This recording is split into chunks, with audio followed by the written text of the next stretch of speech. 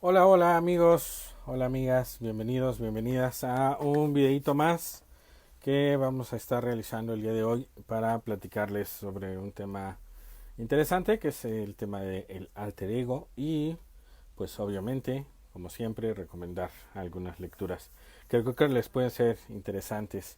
Eh, en primer lugar, pues les agradezco mucho su amable atención, espero que estén bien, cómo se la están pasando el día de hoy. Yo me encuentro en casa, en contingencia. Habitualmente los sábados es nuestro día de brindar psicoterapia. Sin embargo, ahorita mis pacientes los veré hasta en la tarde-noche. Entonces, pues aproveché el valioso tiempo para contestar una petición que amablemente Mariana nos hizo, bueno, me hizo, de que hablara sobre este tema del arte ego. Y precisamente por ello, pues creo que es pertinente que platiquemos al respecto, porque es un tema muy interesante y que está muy presente no solo en la parte de la psicología, sino también en la parte de la literatura, en la parte del teatro, en las películas, etcétera. Entonces, pues vamos allá y platiquemos. El día de hoy les quiero platicar sobre este tema que es el alter ego. Alter ego es etimológicamente alter significa otro, ego significa yo, viene del latín. Por lo tanto, la traducción sencilla sería otro yo. A mí me gusta muchísimo revisar en los diccionarios que tengo un poco las definiciones que hay y precisamente pues les presumo un pequeño Larousse ilustrado delgadito que me gusta tener por acá. Hay un ejercicio interesante que hace tiempo hacía y que quizá voy a retomar, ya lo verán en mis redes, que es abrir aleatoriamente un diccionario, checar una palabra y compartir esa palabra, armar una oración y compartir esa oración, esa frase, esa idea, para que pues no solo incremente el léxico de la persona que lo hace, sino también de aquellos que se animen a ver esta publicación. Y bueno, probablemente lo retomaré porque hace muchos años que hacía algo parecido. Y bueno, nuestro pequeño Larousse ilustrado dice alter ego, persona muy identificada con las opiniones o empresas de otra, que goza de toda su confianza o que se le parece mucho, es su alter ego. Segunda definición, segunda identidad, real o ficticia, que adopta alguien. Entonces, en términos generales, ¿qué es el alter ego? El alter ego sería el conjunto de pensamientos, emociones o comportamientos, conductas, distintos a los mostrados normalmente o distintos a la personalidad habitual. ¿Qué es la personalidad? Bueno, pues todos esos rasgos que nos definen, que nos caracterizan y que nos generan cierta diferencia con respecto a los demás. Entonces, el alter ego sería mostrar una personalidad diferente, un yo distinto. Y este término fue acuñado por un médico alemán llamado tengo aquí su nombre, Friedrich, que conocido habitualmente como Franz Anton Mesmer. Él lo empezó a acuñar a partir de 1730. Él hacía pues consultas para ayudar a la gente y los hipnotizaba.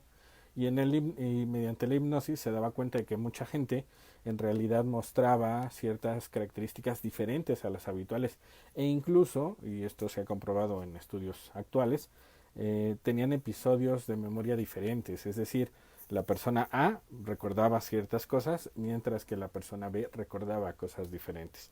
Hay una serie muy interesante que es actual que se llama The Good Doctor, que pueden encontrar en Prime Video, y uno de los capítulos precisamente atienden a una persona que por las noches se transformaba, por decirlo metafóricamente, en una persona diferente y tenían memorias distintas. Incluso estas memorias diferentes se conocen habitualmente como periodos perdidos, porque la persona A literalmente no recordaba lo que la persona B hacía y la persona B evidentemente tampoco recordaba lo que la persona A hacía, aunque en realidad eran la misma persona. Entonces, este término surgió en el siglo XVIII, sin embargo se popularizó hasta el siglo XIX y en términos generales estaba muy asociado con trastornos de identidad múltiple, que actualmente ya no se conocen así, sino como trastornos de identidad disociativa. Y es interesante tomar esto en consideración porque en muchas ocasiones se ha investigado cómo es que surgen estas problemáticas en algunas personas y se ha encontrado que en muchas ocasiones tiene que ver con situaciones traumáticas de la niñez o con situaciones de estrés postraumático, por ejemplo con soldados o personas que viven en entornos de guerra. Es también frecuente que esto pueda acontecer, que literalmente la personalidad se escinda, se divida y entonces surjan dos personas en la misma. Sin embargo, en términos generales, también desde una perspectiva psicoterapéutica hay ejercicios que sugieren que las personas podrían verse beneficiadas al crear un propio personaje que tenga ciertas habilidades o cualidades que la persona habitual, que el yo habitual, no tenga. Entonces al final del video vamos a platicar un poquito más sobre este punto, porque bueno, sí es un ejercicio psicoterapéutico que algunos colegas tienden a utilizar. Yo lo utilizo poco, sin embargo, pues les quiero platicar también sobre este. Por otro lado, cuando hablamos del alter ego, lo podemos encontrar este término en distintos aspectos. Lo podemos encontrar, por ejemplo, en la literatura. Una de las obras más emblemáticas que muestran esta diferencia de personalidad es la ya famosísima y clásica, que es esta llamada El extraño caso del Dr. Jekyll y Mr. Hyde, que es precisamente la historia de una persona, un doctor, que se transforma y que realiza actos bastante inadecuados. El autor es Robert L. Stevenson. Stevenson es un gran autor. Su obra más emblemática es La Isla del Tesoro, que es una de las obras más geniales que he tenido la dicha de leer. Este libro en realidad digamos que envejeció un poquito mal, está ubicada en la época victoriana principalmente, y pues algunas de las cosas que aparecen quizá ya no es tan fácil sentirlas como actuales. Sin embargo, esta circunstancia de ser una persona y transformarte en otra, lo vemos más comúnmente y quizá es más cercano a nosotros mediante los cómics. Por ejemplo, tenemos el caso, pues justo hoy tenemos el caso de Clark Kent, que es Superman, el caso de Bruce Wayne, que es Batman, y en términos generales se utiliza mucho este recurso en el ámbito literario para ejemplificar lo que muchas personas en su día cotidiano pueden sentir que les acontece, que se transforman a partir de cierta experimentación de emociones que se pueden transformar en personas muy distintas. Hay gente que literalmente dice, a mí me da miedo enojarme porque siento que si me enojo puedo hacer tonterías o puedo incluso matar a otras personas, y quizá derivado de esta idea fue que surgió el personaje de Marvel llamado Hulk, que es este que se enoja y se pone verde y se transforma. Entonces es interesante porque es un recurso que aunque parece muy de cómic, muy de películas de Marvel y de superhéroes, en realidad es algo que acontece en el día a día. Hay gente que literalmente siente que se transforma en una persona diferente o que su entorno considera que una persona puede tener episodios en los cuales se transforma. Entonces, digamos que esa sería como la parte no tan genial de esto del alter ego. Sin embargo, tenemos otra parte que es genial, que es la utilizada en el ámbito terapéutico. También en el ámbito de la literatura se menciona esta parte del alter ego, se menciona en la literatura esta parte del alter ego como personajes que son cercanos al personaje principal. Por ejemplo, en Harry Potter tenemos a Ron, a Hermione, eh, que son complementarios de Harry Potter, que son sus amigos, y entonces podría definirse que todos ellos son como alter ego. También podemos en literatura encontrar personajes que son el alter ego de su autor, es decir, que el autor de alguna manera ha plasmado parte de su personalidad en ese personaje, y que algunos autores lo reconocen, sí, el personaje que creé es mi alter ego, y que algunos otros autores dicen que no, que en realidad no tiene nada que ver el personaje con ellos. Y un texto o una serie de novelas que yo les recomiendo leer, en donde podemos ver el alter ego del autor, son las novelas de Henning Mankell, donde sale un inspector que se llama Inspector Wallander, en donde se considera que es el alter ego de Henning Mankell, porque tienen gustos parecidos. aunque uno es escritor y el otro es inspector de policía. Entonces, en términos generales, a esto nos referimos cuando hablamos del alter ego.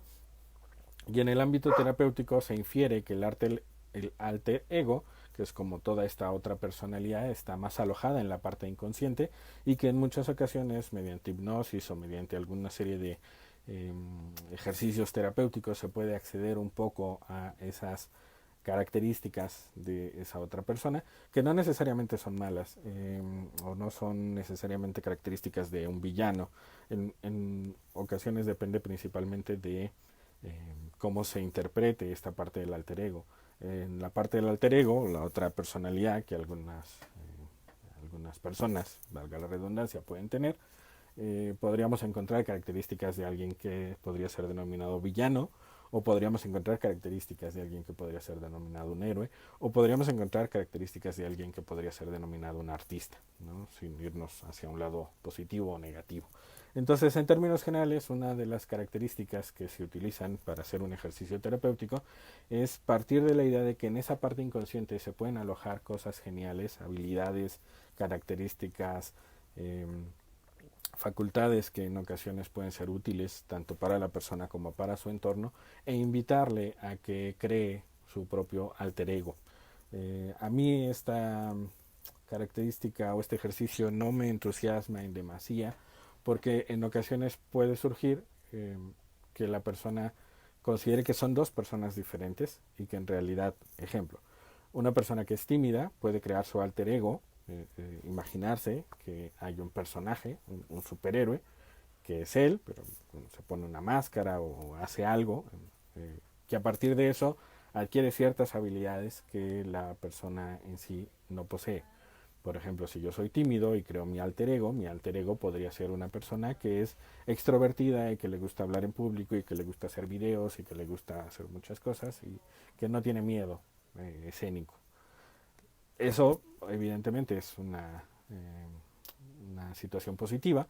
Sin embargo, puede ocurrir que en determinado momento la gente no logre consolidar como características propias esas características de ese personaje. Es decir, que siempre crea que yo, Carlos, sigo siendo tímido y solo mi personaje es el que es extrovertido.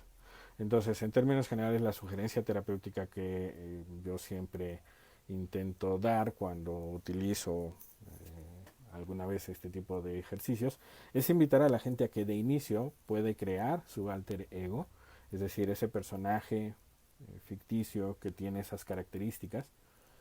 Sin embargo, que a largo plazo trate de incorporar a ese personaje y comprender que esas habilidades de extroversión o esas habilidades de orden o esas habilidades de responsabilidad que inicialmente eran de ese personaje ficticio y que no consideraba como propias, una vez que las empieza a utilizar, pueden convertirse en habilidades propias y entonces ese personaje ya no es necesario. Es metafóricamente darse cuenta de que eso que al principio parece ajeno, con la práctica se puede convertir en algo propio. Entonces,